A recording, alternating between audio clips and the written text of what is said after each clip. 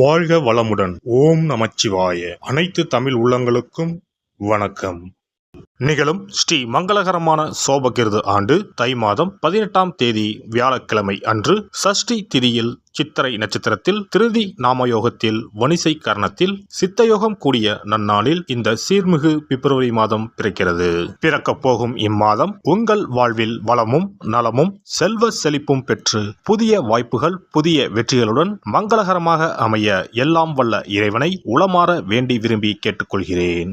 இம்மாத கிரக நிலைகளை பார்க்கும் போது மேசத்தில் குரு பகவான் சஞ்சாரம் செய்கின்றார். சனி பகவான் கும்பராசியில் பயணம் செய்கிறார். ராசிக்கு 6ஆம் இடத்தில் கேது பகவானும் 12ஆம் வீட்டில் ராகு பகவானும் பயணம் செய்கின்றனர். சுக்கிரன் புதன் செவ்வாய் ராசிக்கு 9ஆம் இடத்தில் சஞ்சாரம் செய்கின்றனர். ஜனவரி 15ஆம் தேதி சூரிய பகவான் மகர ராசிக்கு மாறியதை தொடர்ந்து பிப்ரவரி 1ஆம் தேதி புதன் பகவானும் பிப்ரவரி 5ஆம் தேதி செவ்வாய் பகவானும் மகர ராசிக்கு பெயர்ச்சியாக உள்ளனர். இதனால் பிப்ரவரி மாதத்தின் தொடக்கத்திலேயே 3 கிரகங்களின் சேர்க்கை நடக்க உள்ளது.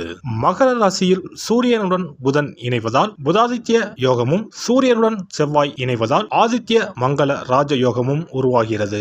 இந்த கிரக அமைப்பினால் உங்கள் வாழ்வில் ஏற்படக்கூடிய சுபம் மற்றும் அசுப பலன்கள் என்ன என்பதனை விரிவாக காண்போம். இதுவரை ஆபத்தில் சிக்கி சீரழிந்த உங்கள் வாழ்க்கை பயணம் மாறப்போகிறது. இப்படியும் ஒரு வாழ்க்கையா என மனக்கசப்பில் வாழ்ந்து வந்த உங்களுக்கு இனி வசந்தம் வீசப்போகிறது. இனி யமனே உங்கள் எதிரில் வந்தாலும் சிவனின் அருளால் எதிர்த்து நின்று போராடும் பலம் உங்களை வந்து சேரும். உங்கள் பிறப்பு ஒரு சாபக்கேடு அல்ல, அது சரித்திரம் படைக்கும். கடகராசி அன்பர்களே, இம்மாதம் முழுவதும் செவ்வாய் புதன் சுக்கிரன் ஆகியோரால் நன்மைகள் நடைபெறும். காரியங்களில் அனுகூலம் உண்டாகும். முயற்சிகளில் வெற்றி கிடைக்கும். வழக்குகளில் சாதகமான தீர்ப்பு உங்களை வந்தடையும். எதிர்பாராத பணவரவுக்கு வாய்ப்பு உண்டு. குரு சாதகமாக இருப்பதால் முன்னேற்றத்திற்கு தடை இருக்காது. புதிய பொருட்களின் சேர்க்கை உண்டாகும். சிலருக்கு பயணங்களும் அதன் மூலம் ஆதாயமும் ஏற்படும். புதிய ஆடை ஆபரணங்கள் வாங்கி மகிழ்வீர்கள். ஆனால் பெரும்பாலான கிரகங்கள் சாதகமாக இல்லை என்பதால் குடும்பத்தில் அடிக்கடி வீண் விவாதம், கணவன் மனைவிக்கு இடையே கருத்து வேறுபாடுகள் தோன்றக்கூடும். ஒருவரை ஒருவர் அனுசரித்து செல்வது நல்லது. மாதத்தின் பிற்பகுதியில் குடும்பத்தில் மகிழ்ச்சியும் நிம்மதியும் உண்டாகும். பிள்ளைகள் வழியில் பெருமை சேரும். உறவினர்கள் வருகையும் அவர்களால் உதவிகளும் உண்டு. ஆனால் மாத கடைசியில் அவர்களால் பிரச்சனைகளும் ஏற்படலாம் என்பதால் பொறுமையை கடைபிடிப்பது அவசியம்.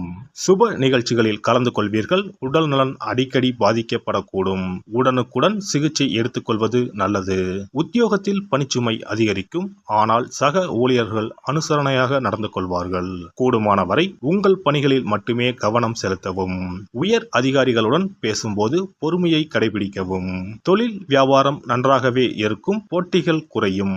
சக வியாபாரிகள் இணக்கமாக நடந்து கொள்வார்கள். சிலருக்கு வியாபார விஷயமாக வெளியூர் பயணம் மேற்கொள்ள நேரிடும்.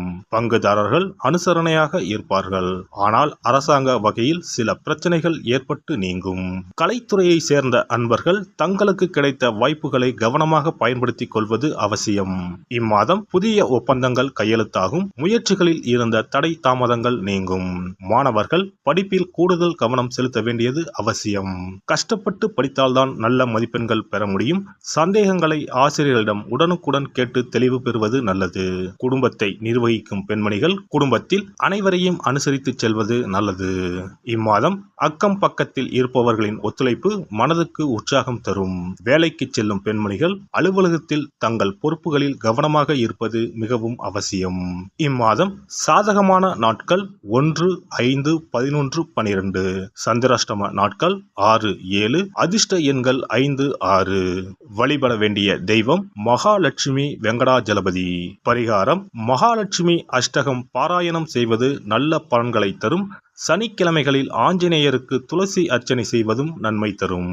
சிறப்பு பரிகாரம் மற்றும் ஆலய தரிசனம். புத்திர பாக்கியம் என்பது திருமணமாகி பல ஆண்டுகள் ஆகியும் புத்திர பாக்கியமே ஏற்படாத நிலை.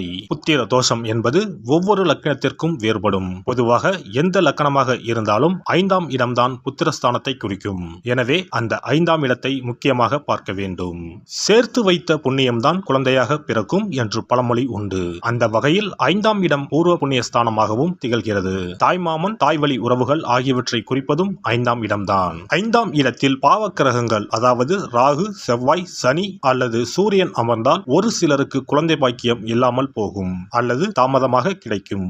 ஒருவேளை 5ஆம் இடத்தில் உள்ள பாவக்கிரகங்களை சுப கிரகங்கள் பார்த்தால் குழந்தை பாக்கியம் கிடைக்கும் என்பது நம்பிக்கை. இனி புத்திர பாக்கியம் பெறுவதற்கான ஆலய வழிபாடுகளை பார்ப்போம். செவ்வாய் பகவானின் அம்சமாக கருதப்படும் முருகப்பெருமான் வழிபாட்டை தவறாமல் செய்பவர்களுக்கு நிச்சயமாக புத்திர பாக்கியம் கிடைக்கும்.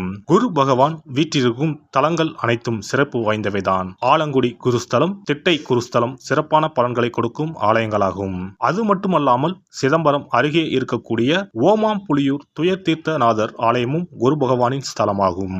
இந்த ஆலயங்களுக்கு சென்று தரிசித்து வருவதன் மூலம் புத்திர பாக்கியம் நிச்சயமாக கிடைக்கும் என்பதை உறுதியாகவே சொல்லிக் கொள்கிறேன். மேலும் வைத்தீஸ்வரன் கோவில் அனைத்து விதமான நோய்களையும் தீர்க்கும் ஆலயம். இது செவ்வாய் பரிகார ஸ்தலம். எனவே நல்ல சத்தான அறிவு கூர்மை மிக்க குழந்தை பாக்கியம் வேண்டுபவர்கள் இந்த ஆலயத்திற்கு சென்று வந்தால் குழந்தை பாக்கியம் பெறுவதற்கு உண்டான தடைகளை நீக்கி புத்திர பாக்கியத்தை நிச்சயம் அருள்வார் வைத்தியநாத சுவாமி. மேலும் கருவின் உருவாக இருக்கும் கருமாரியம்மன் ஆலயங்கள் அனைத்தும் புத்திர பாக்கியம் நல்கும் ஆலயங்களே. சமயபுரம் மாரியம்மன், திருவேற்காடு கருமாரியம்மன் போன்ற ஆலயங்கள் அனைத்தும் சிறப்பு வாய்ந்தவையே. அதேபோல் திருச்சிக்கு அருகில் உள்ள திருப்பட்டூர் பிரம்மா ஆலயம் பிறவி பயனை அனுபவிக்க செய்யும் ஸ்தலம். திருப்பட்டூர் பிரம்மாவிடம் வேண்டுதல் வைக்க குழந்தை பாக்கியம் கிடைக்கும். திருச்செங்கோடு அர்த்தநாரீஸ்வரர் ஆலயம் புத்திர பாக்கியத்தை அருளும் முக்கிய ஸ்தலம். குருவாயூர் கிருஷ்ணர் ஆலயமும் ஸ்ரீரங்கம் ரங்கநாதர் ஆலயமும் குழந்தை பாக்கியத்திற்கு வழிகாட்டக்கூடிய வழி கிடைக்கக்கூடிய அற்புத திருத்தலங்கள். இந்த ஆலயங்களில் துலாபாரம் என்னும் வேண்டுதல் வைத்து வந்தால் குழந்தை பாக்கியம் உடனே கிடைக்கும். குழந்தை பேறு பெற்ற லட்சக்கணக்கான பேர் இங்கு வந்து நேர்த்தி கடன் செலுத்துவதை தினந்தோறும் காணலாம். அதேபோல் அத்தி மரத்தை நட்டு வளர்த்து வருவதும் அத்தி மரத்தை பேணி காப்பதும் குழந்தை பாக்கியத்தை தரும். தான தர்மங்களும் புத்திர பாக்கியத்தை தரும். அக்கம் பக்கம் உள்ள குழந்தைகளுக்கு உணவு வழங்குதல், இனிப்புகள் வழங்குதல் போன்ற செயல்கள் புத்திர பாக்கியத்தை தரக்கூடியதாகும். துர்க்கை வழிபாடும் முருகப்பெருமான் வழிபாடும் சிறந்த பரிகார முறைகள். அதிகாலை நேரத்தில் அரச மரத்தை 48 முறை சுற்றி வருவதன் மூலமும் குழந்தை பாக்கியம் நிச்சயம் உண்டாகும். எறும்பு புற்றுக்கு வெல்லம் பொட்டுக்கடலை கலந்து தருவதால் 1000 பேருக்கு அன்னதானம் செய்த பலன் வந்து சேரும். கர்ப்பிணிகளுக்கு அவர்கள் விரும்புவதை வாங்கி கொடுத்து அவர்களை மகிழ்ச்சிப்படுத்துவதன் மூலம் அவர்களுடைய ஆசீர்வாதம் கிடைக்க பெற்று குழந்தை பாக்கியம் கிடைக்கும் என்பது உண்மை. புத்திர தோஷம் உள்ளவர்கள் முதியோர் காப்பகங்களில் உள்ள முதியோருக்கு உணவு உடை வழங்கி அவர்களின் ஆசியை பெற்றால் புத்திர பாக்கியம் கிடைக்கும். மேற்கண்ட ஆலய பரிகாரங்களை முறையாக செய்து நம்பிக்கையோடு வணங்கி வந்தால் குழந்தை பாக்கியம் நிச்சயம் கிடைக்கும். எல்லாம் வல்ல இறையருளால் நீங்களும் உங்கள் அன்பு குடும்பமும் உடல் நலம், நீலாயுள், நிறை செல்வம், உயர் புகழ், மெய்ஞானம் ஓங்கி வாழ்க வளமுடன். இந்த வீடியோ பதிவு உங்களுக்கு பிடித்திருந்தால் லைக் பண்ணுங்க, கமெண்ட் பண்ணுங்க, ஷேர் பண்ணுங்க, மறக்காம சப்ஸ்கிரைப் பண்ணுங்க, பக்கத்துல இருக்கிற பெல் பட்டனை கிளிக் பண்ணுங்க. நன்றி, வணக்கம். ஓம் நமச்சிவாய. சிவாய நம.